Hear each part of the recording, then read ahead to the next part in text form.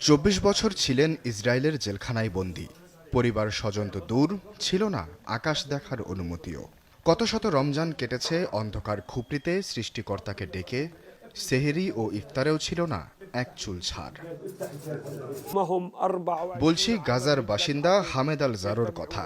2 যুগ পর ছাড়া পেয়ে পরিবারের সাথে তার প্রথম রমজান। ইফতারের সময় তাকে ঘিরে রেখেছিলেন স্বজনরা।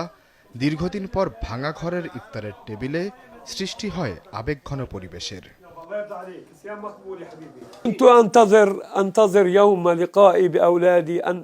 আমি আমার সন্তানদের সাথে সাক্ষাতের জন্য দীর্ঘদিন অপেক্ষা করেছি। একসাথে আমার প্রিয় ফিলিস্তিনি খাবার মাকলুবা খাওয়ার জন্য অন্তরটা শুকিয়ে পড়েছিল। আমি অপেক্ষায় ছিলাম আমার সন্তানদের, স্ত্রীদের এবং নাতি নাতিদের সাথে আরও একবার হলেও খাবার টেবিলে বসার জন্য, একই প্লেটে খাবার খাওয়ার জন্য এবং আমার পরিবারকে আরেকবার দেখার জন্য।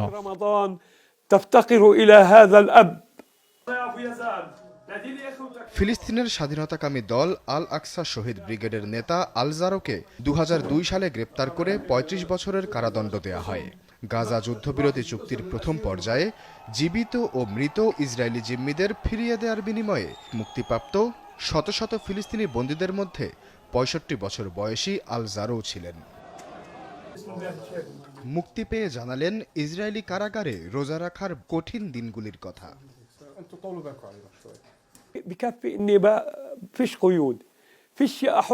এখানে কোনো বিধি নিষেধ নেই।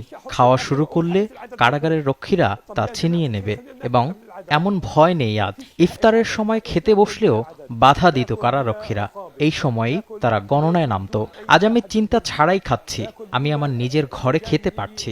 কেউ আমার কাঁধের পেছনে দাঁড়িয়ে দেখছে না। সবচেয়ে সুন্দর জিনিস হলো মুক্ত থাকা এবং আপনার পরিবারের সাথে বসে থাকতে পারা সবচেয়ে মূল্যবান পুরস্কার।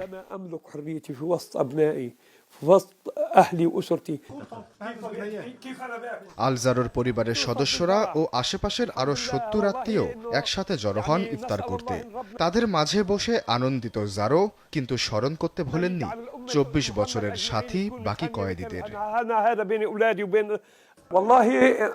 কারাগারের অন্যান্য বন্দীরা আমার সন্তানের মতো ছিল। আমি তাদের জন্য মাকলুবা রান্না করতাম। আমাদের কেউ ছিল না।